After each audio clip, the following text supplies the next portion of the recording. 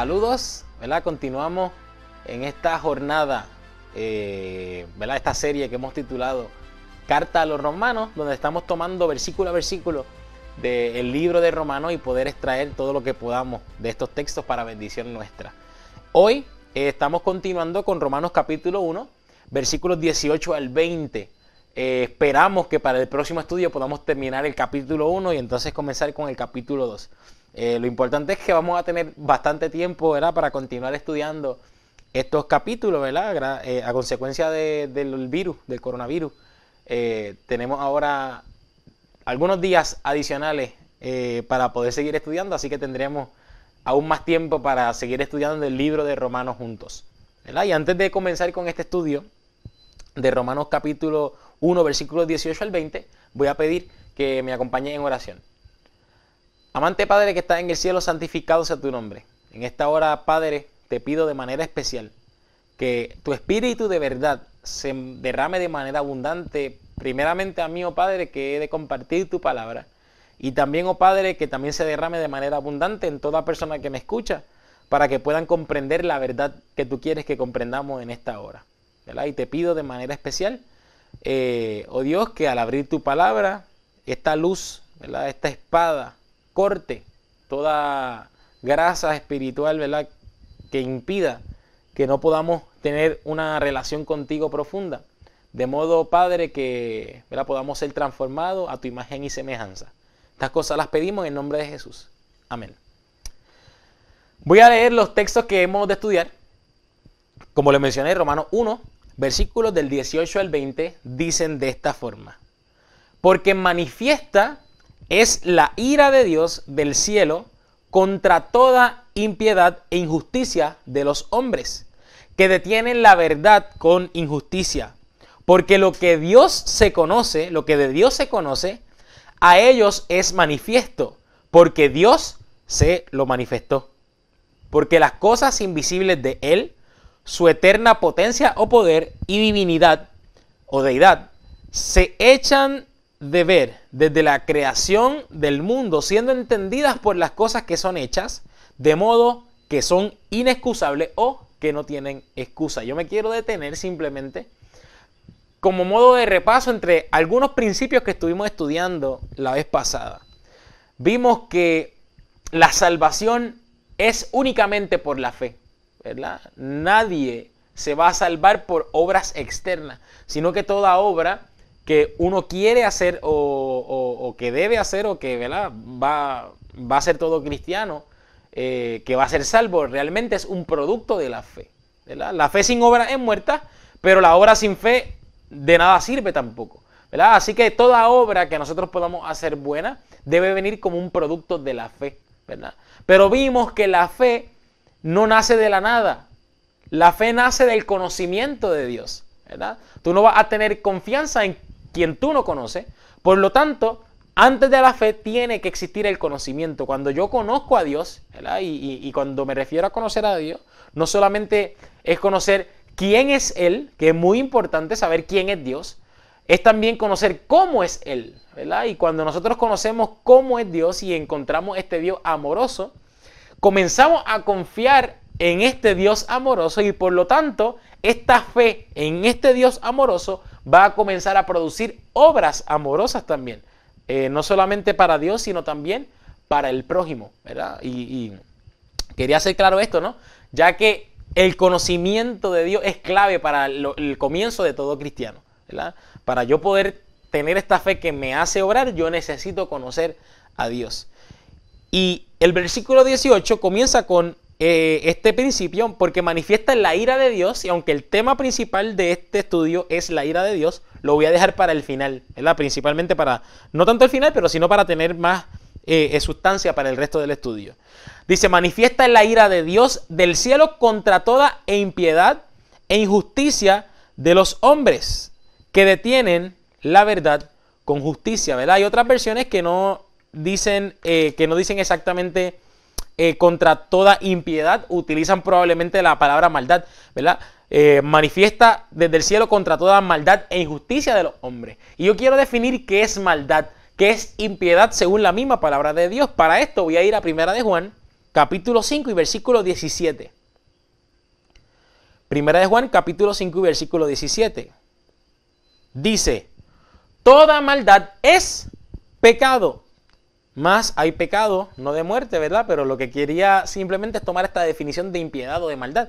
Toda maldad es pecado, por lo tanto, cuando el texto está diciendo la ira de Dios se manifiesta desde el cielo contra toda maldad o contra toda impiedad, es realmente contra todo pecado, ¿verdad? Y vimos que no se imputa pecado no habiendo ley. Así que como Dios, en este caso, ¿verdad? Según lo que establece Romanos capítulo 1 y versículo 18, cómo Dios puede manifestar esta ira contra todo pecado. La realidad es que para que tú y yo podamos ser culpables de este pecado o de esta maldad o de esta impiedad, nosotros tenemos que haber recibido conocimiento de la ley de Dios. Porque yo no conozco el pecado si no conozco la ley de Dios, ¿verdad? La ley de Dios es lo que describe o lo que señala nuestros pecados. Por eso no se puede imputar pecado no habiendo la ley. Así que cuando la Biblia está diciendo que la ira de Dios se manifiesta contra todo pecado, contra toda maldad, realmente es que Dios nos da suficiente revelación de su ley para que podamos identificar estos pecados. Y la ira de Dios se manifiesta en contra de estos pecados. Y como mencioné, voy a dedicar un poquito más a la ira un poco más adelante. Pero me llama mucho la atención, como sigue diciendo el texto número 18, ¿verdad? Manifiesta la ira del cielo contra toda impiedad e injusticia de los hombres que detienen la verdad con injusticia. ¿A qué se refiere Pablo cuando dice que estas personas injustas, ¿verdad?, detienen la verdad? ¿Cómo que los injustos detienen la verdad, ¿verdad? Y lo que estamos hablando es que los hombres reprimen la verdad con la justicia, ¿verdad? Cuando tú y yo no somos santificados, lo que estamos haciendo es resistiendo la verdad, porque yo quiero que tú sepas que la verdad santifica, ¿verdad? Cristo, que es la palabra o que es la verdad, en el principio era la palabra y la palabra, estamos hablando de Cristo y luego Cristo te dice de sí mismo, yo soy el camino, la verdad y la vida, y nosotros entendemos que Cristo es quien santifica, podemos comprender que en efecto Cristo, esta palabra, esta verdad es lo que santifica. Y cuando tú y yo no somos santificados, lo que estamos haciendo realmente es resistiendo la verdad que Cristo ha revelado. No solamente en la palabra escrita y también la verdad que Cristo revela diariamente en nuestros corazones, ¿verdad? Así que cuando Pablo está diciendo que los injustos detienen la verdad, es que cuando tú y yo no permitimos que el proceso de santificación sea una realidad de nuestra vida, o más específico, el proceso de la justificación, porque estamos hablando de injusticia, ¿verdad? Dios nos quiere justificar y este proceso de justificar o de hacernos justos es el proceso de la justificación. Y cuando yo soy justificado, realmente yo soy justificado, yo soy transformado, yo soy santificado por medio de la verdad, por medio de Cristo, ¿verdad? Y cuando yo rechazo a Cristo, cuando yo rechazo la verdad que Cristo revela, entonces, ¿verdad?, deteniendo la verdad, la detengo por mi injusticia. Si yo no detuviera la verdad, si yo aceptara la revelación de Dios, entonces Dios pudiera completar en mí el proceso de santificación que Él siempre está intentando hacer, ¿verdad? Sin embargo, yo quiero entrar ahora en detalle a lo que es el grueso de este estudio, que es acerca de la ira de Dios, ¿verdad? ¿Y por qué quiero hablar un poco acerca de la ira de Dios? ¿Verdad? Porque dice que manifiesta la ira de Dios contra todo pecado e injusticia de los hombres. Muchas personas pueden encontrar cierta contradicción, ¿verdad? Y yo entiendo que la Biblia no se contradice, simplemente hay que tomar el todo de la Biblia y buscar la manera de armonizar una cosa con la otra. Pero cuando nosotros vamos, por ejemplo, a Primera de Corintios capítulo 13, y antes de leer el texto, tenemos que entender que Dios es amor, Primera de Juan 4:8. Y ahora cuando nosotros vamos a leer Primera de Corintios 13, que es una descripción del amor, ¿verdad?, o del ágape de Dios, realmente estamos describiendo a Dios porque Dios es amor, Dios es ágape. Así que la definición de ágape dice lo siguiente, versículo 5 específicamente de Primera de Corintios 13. El amor, o sea Dios, no es injurioso o no es injuriosa, no busca lo suyo, no se irrita, ¿verdad? Y cuando nosotros pensamos en irritar, realmente habla de este enfado, ¿verdad? De este enfado que sucede. Y cuando nosotros buscamos la definición de ira, la definición secular de ira, encontramos que la ira es enfadarse, aunque añade un elemento que es un enfado violento, ¿verdad? Y si la palabra establece que Dios no se irrita, o sea, no se enfada en este caso, ¿verdad? Según el contexto que voy a entrar en ese detalle ahora. ¿Cómo entendemos que Dios se aira? ¿Verdad? Cuando dice que no se irrita en en 1 Corintios capítulo 13. Y aunque en efecto no vamos a tomar todos los textos que hablan acerca de la ira de Dios, sí quiero traer algunos ejemplos para que podamos tener una idea un poco más clara respecto a qué puede ser esta ira de Dios, cómo se manifiesta la ira de Dios. Y lo primero que quiero hacer para poder tener esto es buscar los siguientes textos. Número 1, Santiago capítulo 1 y versículo 20. Santiago capítulo 1 y versículo 20. Dice así: porque la ira del hombre no obra la justicia de Dios. ¿Verdad? Y me llama mucho la atención. La ira del hombre, la forma en la que el hombre se aira, no obra según la justicia de Dios. Y vimos que la justicia de Dios en el estudio pasado es la vida de Dios. Por lo tanto, la ira que el hombre manifiesta no tiene nada que ver con la ira que Dios manifiesta. ¿Verdad? Y tenemos que tener mucho cuidado de aplicar definiciones a ira de Dios como lo que nosotros aplicaríamos para la ira de los hombres. Lo que está diciendo la Biblia, que así como los hombres se airan, no tiene nada que ver con la vida de Dios, no tiene nada que ver con la justicia de Dios, porque lamentablemente la ira del hombre no obra la justicia de Dios. Así que no podemos definir ira de Dios como definimos la ira del hombre. ¿Verdad? Así que cuando vemos que la Biblia hable de la ira de Dios, no piense que Dios se enoja como se enoja un hombre. Porque la ira de los hombres no obra la justicia de Dios según este texto. El próximo texto que quiero buscar es Salmos 50:21. Salmos capítulo 50 y versículo 21.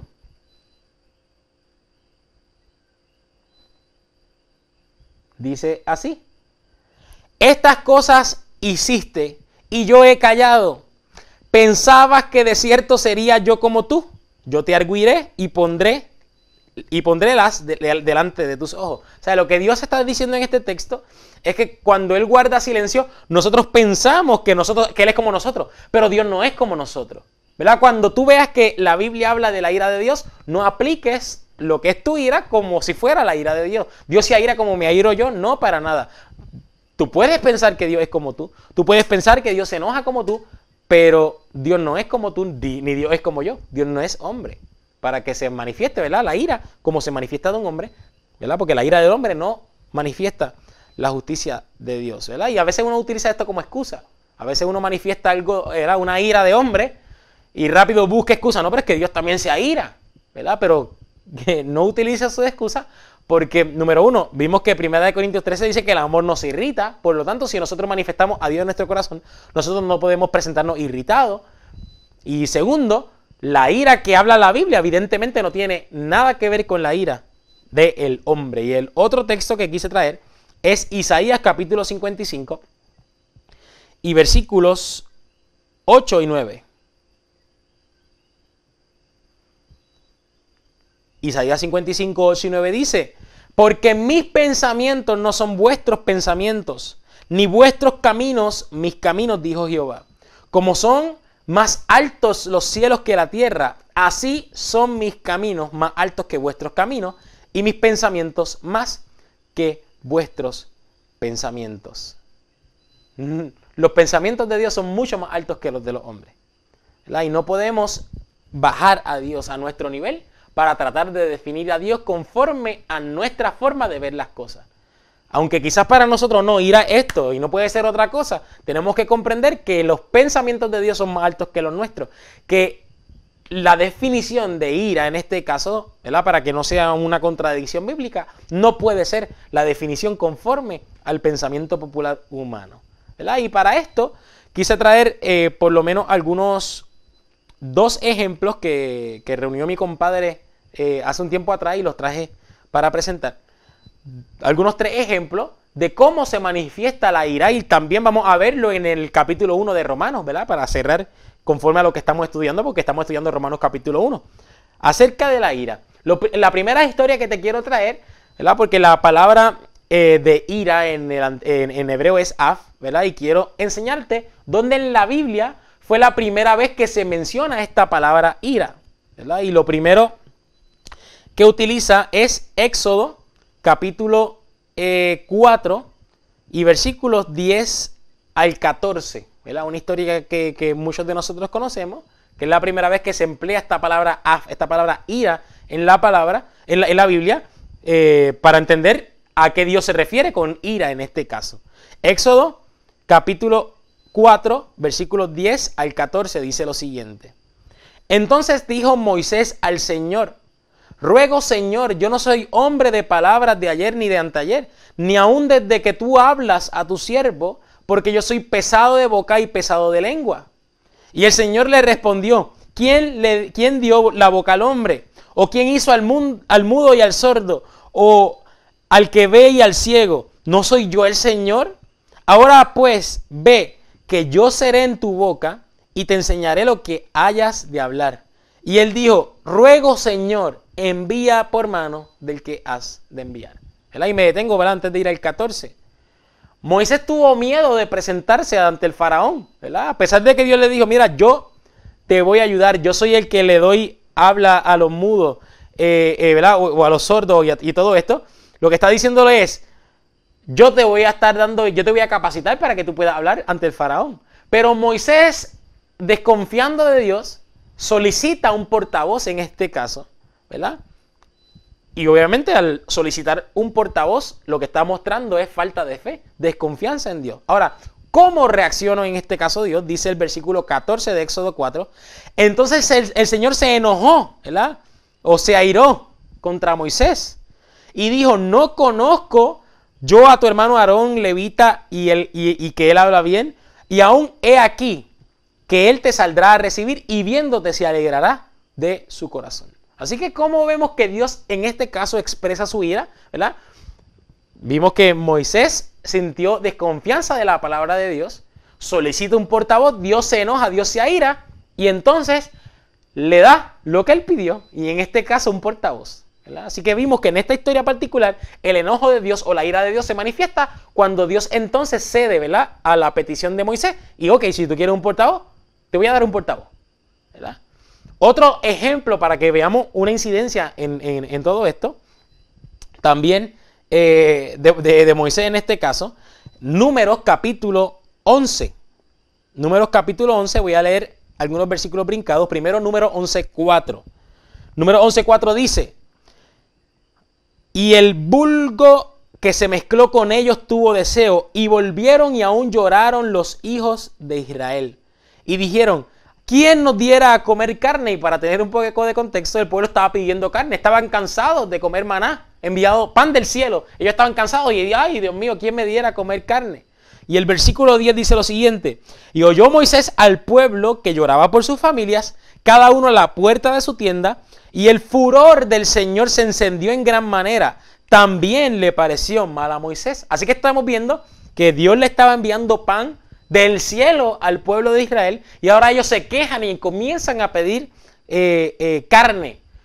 Y ahora Dios se enoja, Dios se aira, y vamos a ver cómo se manifiesta la ira de Dios ahora en este caso. Número 11:31 dice: y salió un viento del Señor y trajo codornices del mar y las dejó sobre el campamento, un día de camino a un lado y un día de camino al otro, en derredor del campamento, y casi 2 codos sobre la faz de la tierra. Y el versículo 32 dice: entonces el pueblo estuvo levantado todo aquel día y toda la noche y todo el día siguiente, y recogieron codornices. El que menos recogió 10 montones y las tendieron para sí a lo largo del campamento. Así que estamos viendo una vez más que el pueblo genera desconfianza ahora en el Señor, y en lugar de recibir lo que estaban recibiendo de Dios, se quejan, piden carne, Dios se enoja. ¿Y cómo manifiesta esta ira? Pues la manifiesta dándole lo que estaban pidiendo, en este caso carne, ¿verdad? y fueron unos exagerados, ¿verdad? Tuvieron que haber tenido, ¿verdad? Tuvieron complicaciones de salud por medio de esto, ¿no? Ahora, el último ejemplo que quiero dar para volver nuevamente a ver este ejemplo manifestado en Romanos capítulo 1 es cuando el pueblo pide un rey. En este caso, Primera de Samuel, capítulo 8 y versículo 1 dice: y aconteció que cuando Samuel se hizo viejo, puso sus hijos por jueces sobre Israel. Versículo 2. Y el nombre de su hijo primogénito fue Joel, y el nombre segundo Abías, los cuales fueron jueces en Berseba. Mas no anduvieron los hijos por los caminos de su padre, antes se recostaron tras la avaricia, recibiendo cohecho y pervirtiendo el derecho. Entonces todos los ancianos de Israel se juntaron y vinieron a Samuel en Ramá, y le dijeron: he aquí, tú has envejecido, y tus hijos no van por tus caminos, por tanto, constitúyenos ahora un rey que nos juzgue, como tienen todos los gentiles. Y descontentó a Samuel esta palabra que dijeron: danos rey que nos juzgue. Y Samuel oró al Señor. Y dijo el Señor a Samuel: oye la voz del pueblo en todo lo que te dijeren, porque no te han desechado a ti, sino a mí me han desechado, para que no reine sobre ellos. ¿Verdad? Interesante. Dios a su pueblo, ¿verdad? Habían unos jueces que eran los que juzgaban, pero ahora ellos, comparándose con los gentiles, con aquellos que no eran del pueblo de Dios, decían: ay, pero nosotros también queremos un rey. Y Dios manda un mensaje a través de Samuel de lo negativo que sería tener un rey, ¿verdad? Pero ellos no quisieron escuchar. Voy a leer ahora versículo 19, versículo 20 y versículo 21 de Samuel, primera de Samuel 8. Pero el pueblo no quiso oír la voz de Samuel. Antes dijeron: no, sino que habrá rey sobre nosotros. Y nosotros seremos también como todos los gentiles. Y nuestro rey nos gobernará y saldrá delante de nosotros y hará nuestras guerras. Y oyó Samuel todas las palabras del pueblo y las refirió en oídos del Señor, ¿verdad? Después que Samuel comparte estas palabras, ellos con todo no queremos escuchar la voz de Dios. Queremos un rey como todos los gentiles. ¿Cómo responde el Señor en el versículo 22? Y el Señor dijo a Samuel: oye su voz y pon sobre ellos rey.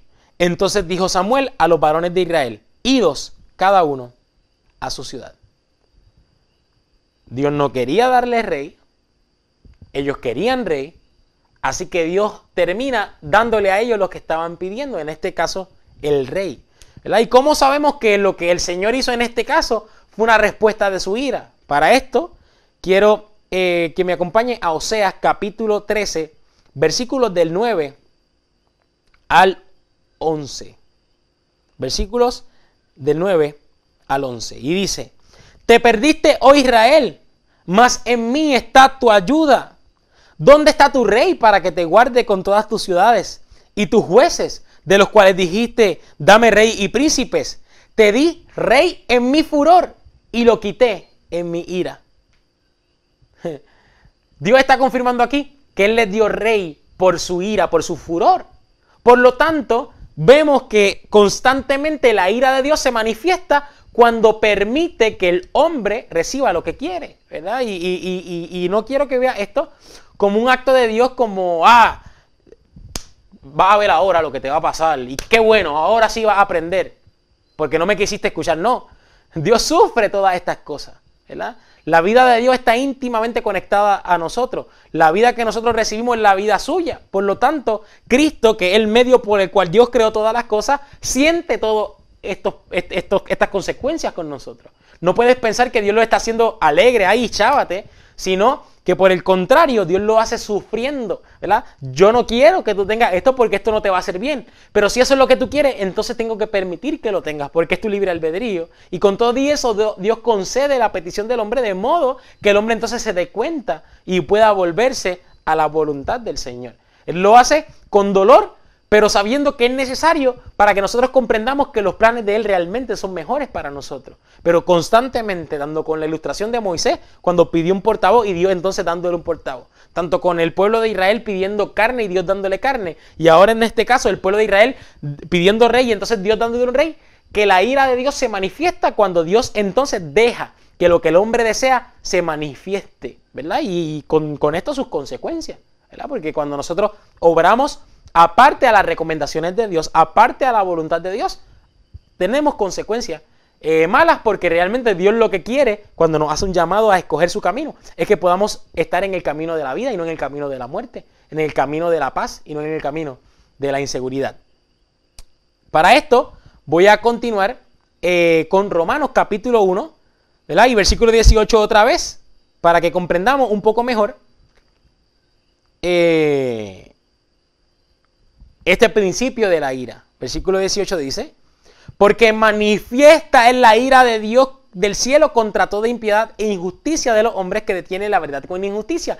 Pero yo voy a brincar a algo que vamos a estudiar más a profundidad en el próximo estudio, ¿verdad? Para que entendamos cómo en el mismo capítulo 1 de Romanos se manifiesta la ira de Dios, tal como lo dice ahí, ¿verdad? Porque manifiesta la ira de Dios. ¿Cómo? Si leemos el versículo 24 y nos adelantamos al versículo 24 de Romanos capítulo 1, dice: por lo cual también Dios los entregó a inmundicia en las concupiscencias de sus corazones, de suerte que contaminaron su cuerpo entre sí mismos, y comienza a describir muchas otras cosas que vamos a estar estudiando más adelante. Pero si te das cuenta, la ira de Dios es manifiesta cuando Dios los entrega a las pasiones. Cuando tú y yo insistimos en irnos fuera de la voluntad de Dios, en este caso, Romanos capítulo 1 está estableciendo que la ira de Dios se manifiesta cuando los entrega entonces a la inmundicia, cuando los entrega a los deseos de su corazón, ¿verdad? Así que no puedes pensar que la ira de Dios es un enojo con violencia, que Él entonces va, como nosotros, violentamente a tomar. No, realmente la ira de Dios se manifiesta cuando Él, con su dolor, tiene que entonces entregar al hombre a lo que desea y obviamente con esto a sus consecuencias. Pero son consecuencias que provienen del mismo pecado. Dios no estaba, como no escogiste lo que yo quiero, ahora te voy a hacer esto. No, es que Él te estaba tratando de librar de eso, y si tú coges eso, pues ya tú vas a tener las consecuencias de lo que Él te quería librar. Pero no es Dios quien está extorsionando, no es Dios quien está infligiendo, en este caso, la consecuencia, porque si no sería extorsión, ¿verdad? Dios está tratando de librarte de una consecuencia ajena a su obra activa, en este caso. Quiero entonces, ¿verdad?, ya que tenemos un concepto más claro acerca de la justicia de Dios, quiero entonces combinar este principio que hemos estudiado del versículo 18 ahora con el versículo 19. Porque manifiesta la ira de Dios del cielo contra toda piedad e injusticia de los hombres que detienen la verdad con injusticia. Porque aquí define por qué se manifiesta la ira de Dios contra estos hombres injustos. Porque lo que de Dios se conoce, a ellos es manifiesto, porque Dios se lo manifestó, ¿verdad? A todo hombre se le ha manifestado conocimiento de Dios. Y quizás para nosotros no podamos entender, ¿verdad?, cómo Dios se manifiesta, ¿verdad?, a cada persona, cómo Dios ha dado suficiente conocimiento a todas las personas, ¿verdad?, a todos los hombres injustos. Pero es un hecho, según establece, aunque para nosotros no sea tan claro, es un hecho, según lo que establece el apóstol, que todos han recibido conocimiento de Dios, porque dice que todos los hombres injustos, en este caso, a los cuales Dios ha manifestado su ira, y sabemos que para Dios manifestar ira contra pecado, tuvo que haber dado también revelación de la ley, ¿verdad? Lo que establece lo siguiente, que lo que de Dios se conoce, a ellos es manifiesto, porque Dios le manifestó, Dios mismo le manifestó suficiente conocimiento, de modo que no tienen excusa. Nadie tiene excusa para ser engañado, en este caso, acerca de quién es Dios o el conocimiento de Dios. Y yo, ¿verdad?, no me quiero adelantar mucho a lo que hemos de estudiar en el próximo estudio, pero lo quiero para no dejarlo en suspenso.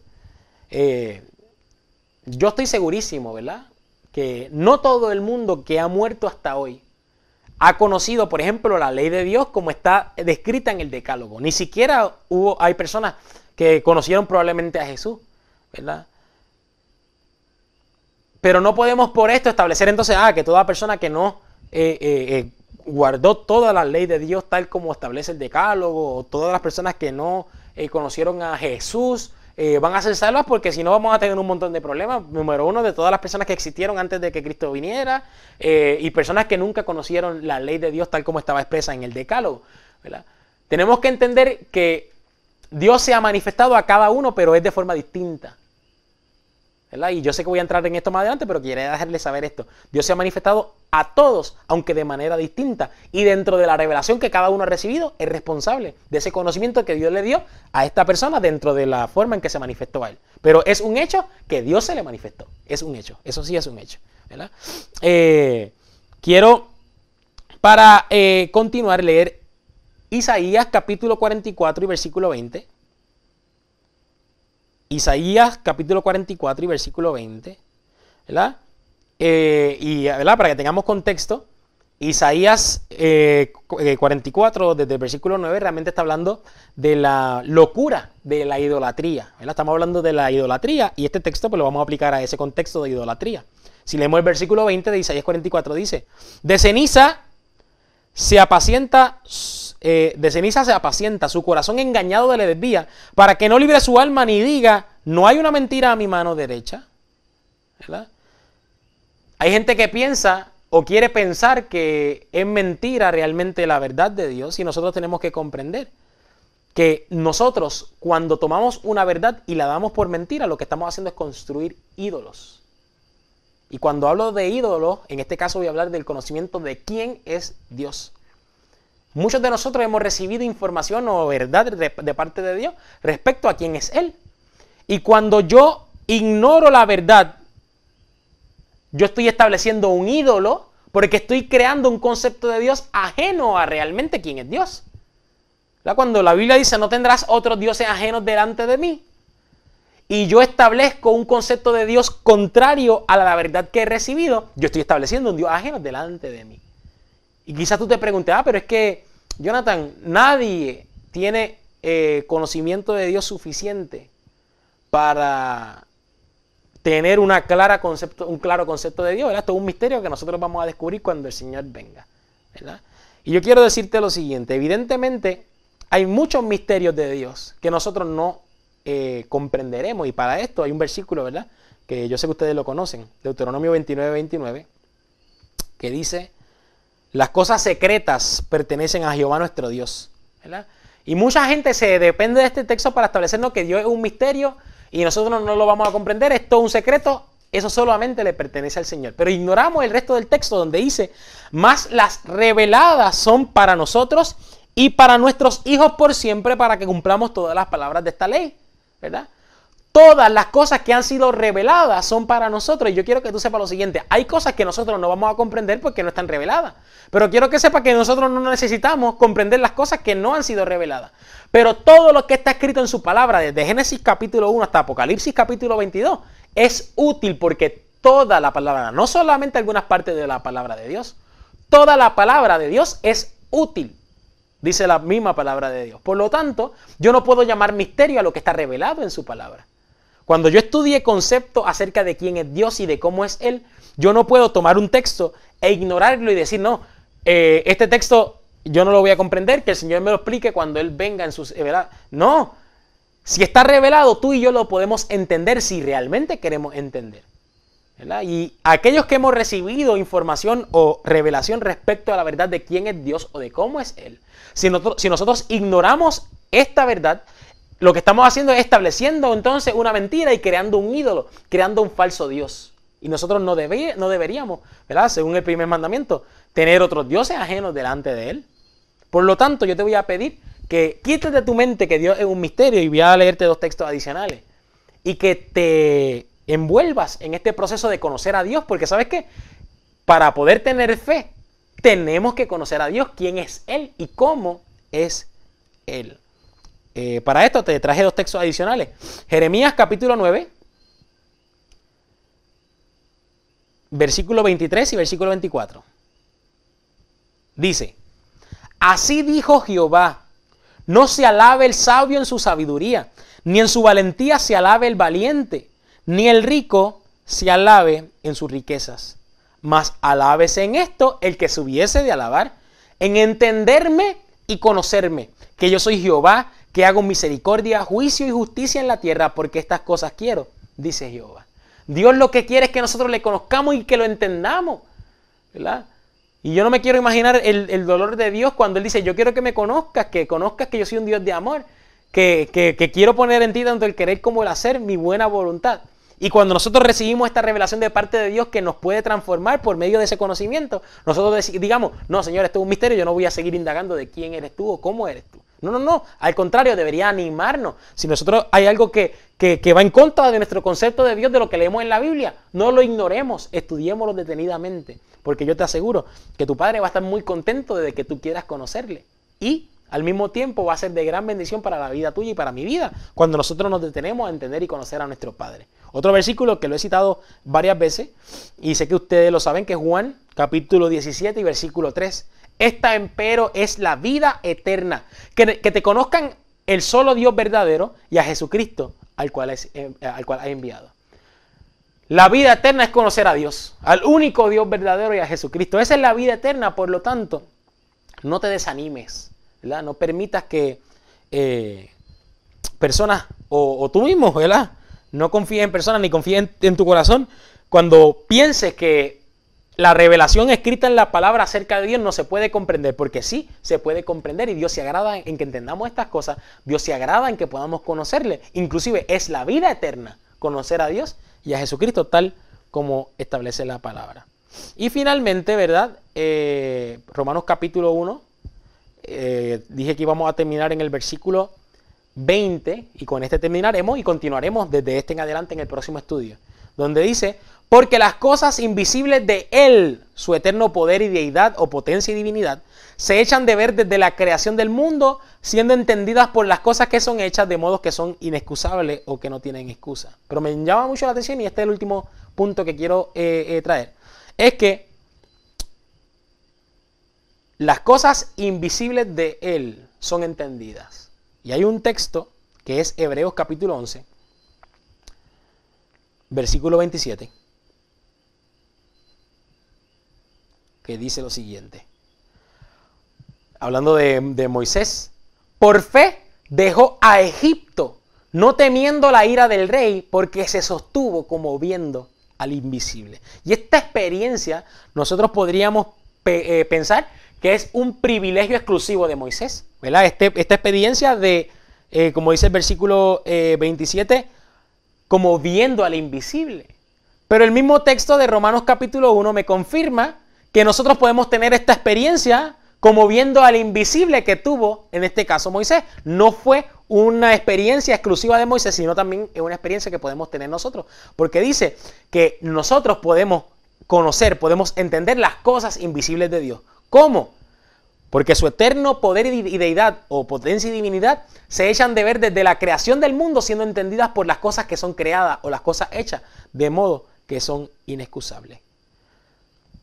Jamás ha habido un tiempo, desde que el mundo fue creado, en que el hombre, más bien todo hombre, no haya tenido a su disposición el conocimiento de Dios. Muchos de nosotros hemos tenido a nuestra disposición el conocimiento de Dios por su palabra. Muchos de nosotros hemos tenido a nuestra disposición el conocimiento de Dios por su ley. Muchos de nosotros hemos tenido a disposición el conocimiento de Dios por la creación. Muchos de nosotros hemos tenido a disposición del conocimiento de Dios por otra persona que nos ha hablado de Dios. Independientemente de las experiencias que cada humano en todo el universo ha tenido, ¿verdad? En este caso, en todo el planeta Tierra ha tenido para conocer a Dios, sea la creación, sea su palabra, sea que conocieron a Cristo, conocieron a algún profeta que les habló acerca de Dios. Todos hemos tenido a nuestra disposición suficiente información de conocimiento de Dios, de modo que podamos conocer al invisible y por lo tanto no tener excusa para decir que no lo conocemos. Y yo te pregunto a ti hoy, ¿verdad? Como llamado, hemos seguido, ¿verdad? Y a mí también me pregunto, ¿hemos seguido las recomendaciones que hemos estudiado hasta el momento de escudriñar las Escrituras como un tesoro para tener el conocimiento de Dios que nos santifica? ¿Verdad? ¿Qué estamos haciendo con el conocimiento que estamos recibiendo? ¿Estamos ignorándolo o estamos estudiándolo y estacionándonos de modo que podamos conocer y entender verdaderamente a Dios? ¿Quién es Él y cómo es Él? Así que te pido en esta hora que De ahora en adelante no llamen misterio a lo que Dios no llama misterio. No llamen misterio a lo que Dios reveló en su palabra, porque todo lo que Dios ha revelado acerca de sí en su palabra es útil para ti y es útil para mí. Todo conocimiento de verdad que nosotros podamos adquirir de parte de Dios va a ser algo que nos va a aferrar a la fe que tanto nosotros necesitamos para poder subsistir, porque vivimos de fe en fe, vivimos pegados a la justicia de Dios. Y Dios quiere que nosotros participemos de esta vida, pero para esto necesitamos quitar toda excusa y realmente aceptar la revelación de Dios que nos ha dado por medio de su palabra. Así que con esto en mente vamos a tener una oración. Padre, gracias por lo bueno que eres con nosotros.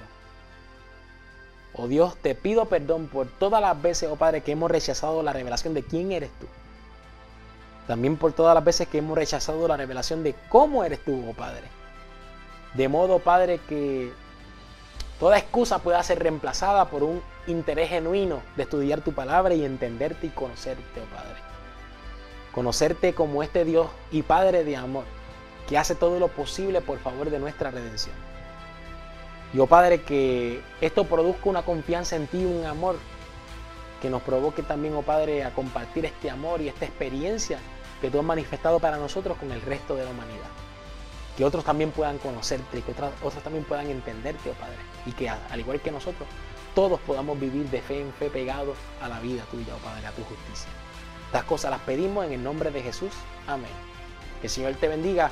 Esperemos terminar el capítulo 1 para el próximo estudio, así que los esperamos.